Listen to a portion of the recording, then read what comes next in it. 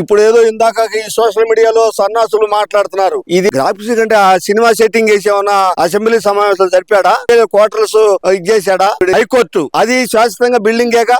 ఆ బిల్డింగ్ ఏంటంటే కొత్తగా ఇంక వేరే బిల్డింగ్ కట్టుకుందాకా ఇక్కడ శాసనసభ జరగాలని శాసనసభ ఏర్పాటు చేశాడు. అది తాత్కాలికమే అన్నాడు. అది వైఎస్ఆర్సీపీ వాళ్ళు కట్టిన పన్ను డబ్బులు కాదుగా, రాష్ట్ర ప్రజలు మొత్తం ఒకవేళ కట్టాడనుకో చంద్రబాబు నాయుడు గారు, అది రాష్ట్ర ప్రజలంతా మీద అందరి మీద పడిద్దిగా. ఈ వైఎస్ఆర్సీపీ పార్టీ వాళ్ళ మీదే పడతగా.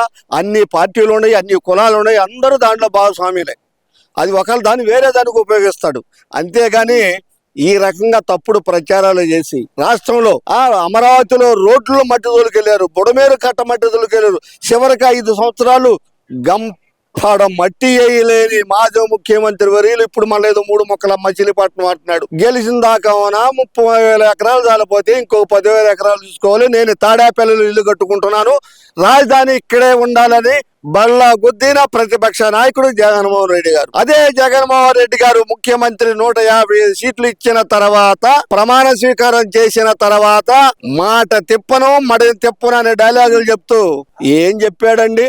3 ముక్కలాట మొదలు పెట్టాడు. ఈ 3 ముక్కలాట ఎందుకు మొదలు పెట్టాడు? విజయసాయి రెడ్డికి, పెద్దిరెడ్డి రామచంద్రారెడ్డికి, జగన్మోహన్ రెడ్డికి విశాఖపట్నంలో కావాల్సిన భూములు ఋషికొండ ఆక్రమించుకోవడానికి 3 ముక్కలాట మొదలు పెట్టాడు.